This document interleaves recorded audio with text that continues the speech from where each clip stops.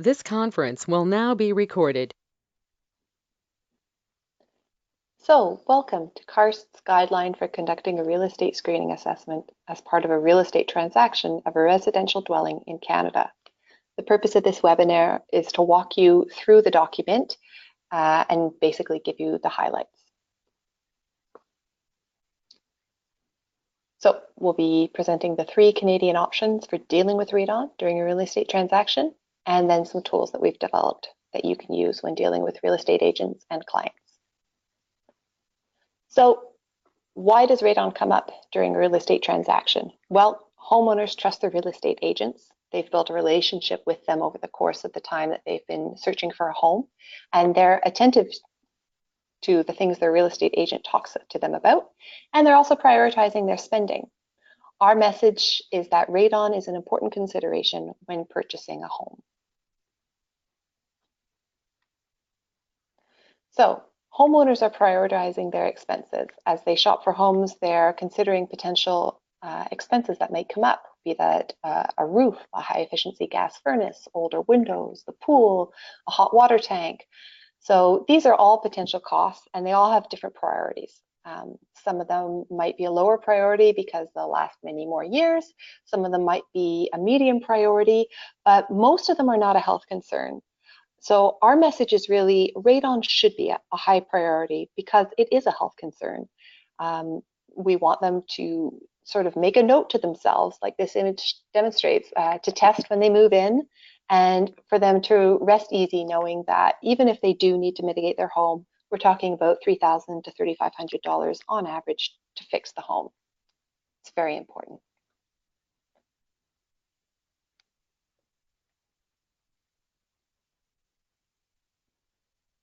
So there are 3 options in Canada. Basically, test, protect, then sell, sell, then test and protect, or the real estate radon assessment. So we'll walk through each of these. Option A, this is an ideal situation wherein the seller has conducted a long-term radon test before listing their home. It's a proactive solution. It ensures a healthy environment for everybody going forward. It gives the seller peace of mind since the radon level is known and it's been addressed if required. That's the important part. If they did test high, hopefully they've had a C-NRPP professional install a mitigation system.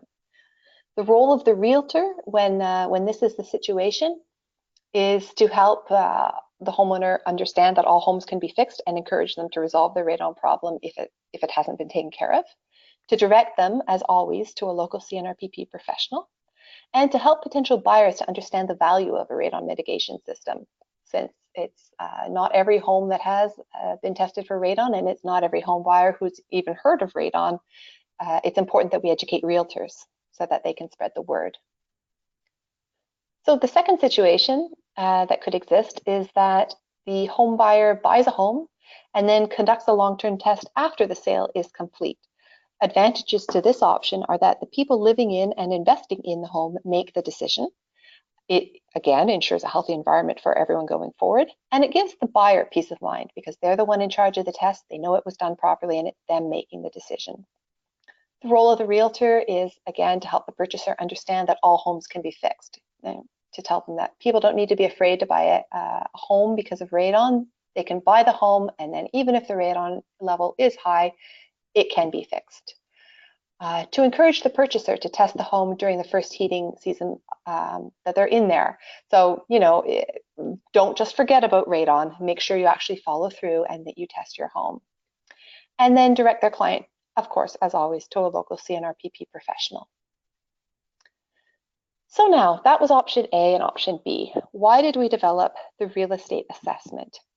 Well, because more and more people are wanting to have some indication of the radon level in their home at the point of the transaction. Real estate agents are trying to protect their buyers and they're asking for a radon test during the inspection. The US has 48-hour real estate testing, and there's some information spillover. Canadians are wanting to do that in some areas because they've heard about it. The lack of clarity in guidelines that exists right now has led to litigation, and it's not good for the buyer, it's not good for the seller, it's not good for anybody involved. So everybody's looking for guidance on what to do. And Above all, we want to avoid an unfair prejudice against a home because of the lack of guidelines or information about radon. So the radon assessment, as you'll see over here under the stoplights, involves conducting a radon assessment as part of the transaction and then testing the home for radon and mitigating if required.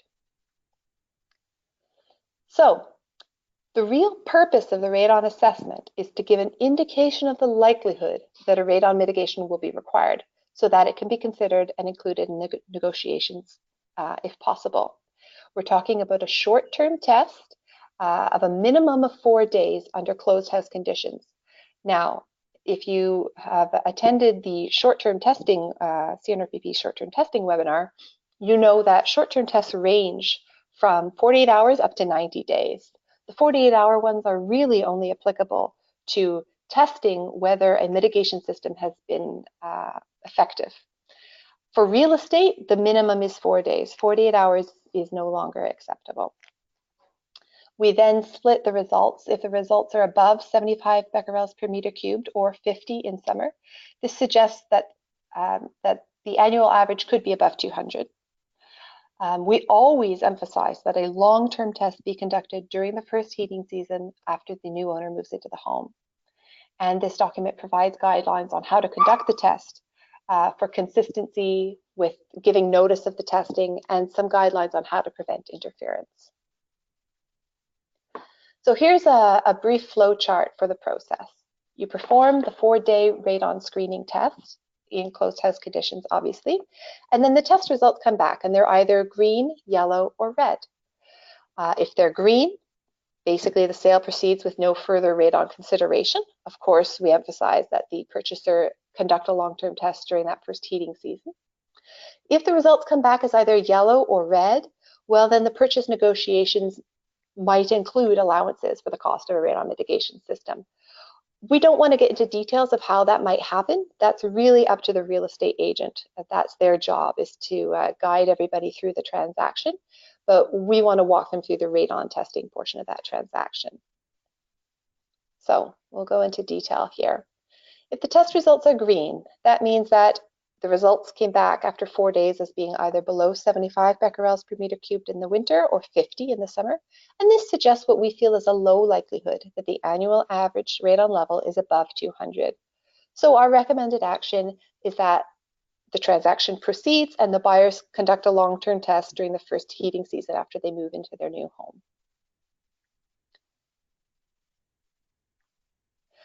If the test results come back as yellow, that means the result is above 75 becquerels per meter cubed in the winter or 50 in the summer. And this suggests a slightly higher possibility that the annual average levels are above 200. The recommended action is to make arrangements during the negotiations with the seller to take into account the increased likelihood that the home will require mitigation. Again, the details are up to the real estate agent.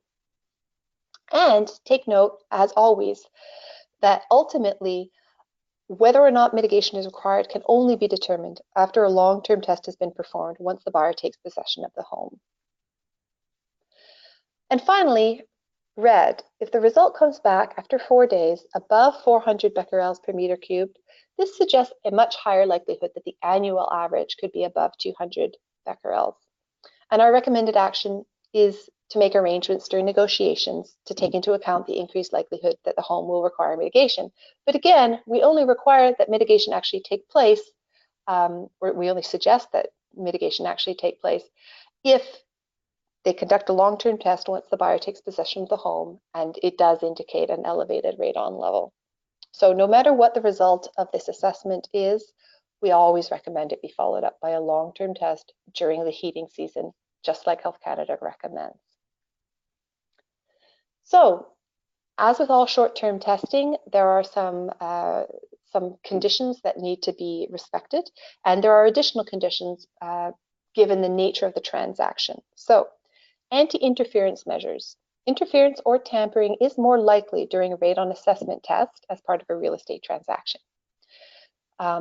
So these anti-interference measures could include having the responsible person sign an anti-interference agreement, using a device that frequently records the radon level as well as the temperature and barometric pressure to detect any changes that could indicate that the device has been moved, for example, or taken out of the building. sealing doors and windows with anti-tamper tape, or employing a motion detector to see if the device has been moved. I'm sure there are others. People can be quite creative. Closed house conditions must be respected during the course of the test. So that means all exterior windows must be closed. Exterior doors are only to be used for momentary entry and exit. Whole house fans and window fans should be off during the testing period. Fireplaces and wood stoves should also not be used unless they're the primary heat source. HRVs or ERVs should be left to operate or not as they're found. If it's plugged in and working, you just let it go. If it's unplugged, leave it unplugged. No matter what the condition is, you just let it as you found it. Heating and air conditioning should operate normally, and window unit air conditioners should operate only in the recirculation mode. And devices that are labeled as radon mitigation devices shall be in normal operation. So the report. There is a special report included in a radon assessment test. So it should include the following information. All the information that would normally appear on a radon report, plus whether the home tested green, yellow, or red, the numeric radon assessment result, that would be the measured level in number form, and a mention of the anti-interference methods used during the test and the recommended follow-up actions. So we have an example. Here's an example of what a radon assessment report could look like. This is available to you on our CARST website. And it's not required that your report looks exactly like this, but this report does include all the necessary elements. So the radon assessment result is indicated here. It is a yellow box, and it's also written yellow. If this were to be photocopied, it would still be clear which color category the result fell into. We mentioned that we're going to give them an explanation and recommendations of what this test result means. The detector type is indicated here, continuous radon monitor, and the test result in numbers is indicated as well.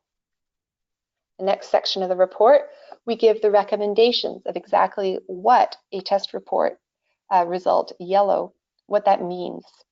So here we've said radon remediation may be warranted and consideration should be made for a long-term follow-up test and installation of a radon mitigation system. You'll notice that there's some text here in strike through. When this guideline was first put out, we included this next sentence, which is purchase negotiations should take the potential cost of a mitigation system into account, for example, setting funds in escrow. But realistically, upon further discussion with the various players, it was decided that we should really leave the exact details of what the test result, how that's used in negotiations. We should be leaving that up to the real estate agent. That's their job. And furthermore, some of our C-NRPP members are simply laboratories issuing a report, and they didn't feel that it was right for them to be including these types of recommendations, especially given as they weren't even the ones involved in placing the detector in the home. So we've removed it. And on the last portion of the example report here, we've got references for the client where they can find additional information and a description, as we mentioned, of the anti-interference methods that were used. So here you would describe exactly what you've done to avoid interference or tampering. So as we promised, we do have tools to help you. So whether they be for homeowner discussions, this page here, thinking of buying or selling your home, it's sort of a simple infographic presentation of why people would consider radon when buying or selling their home.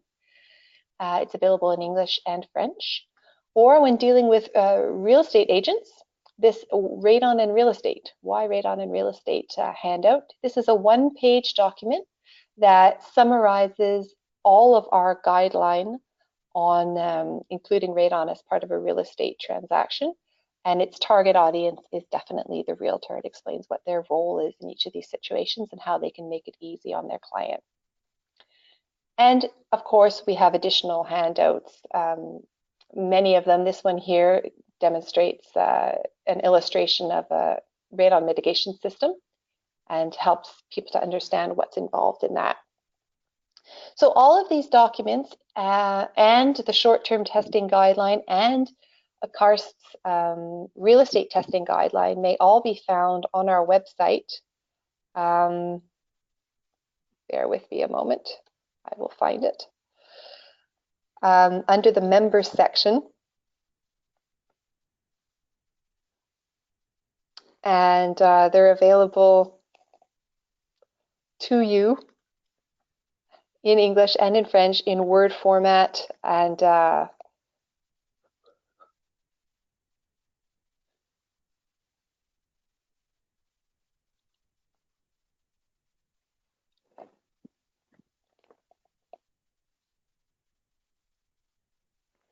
we'll just put them up on the screen here.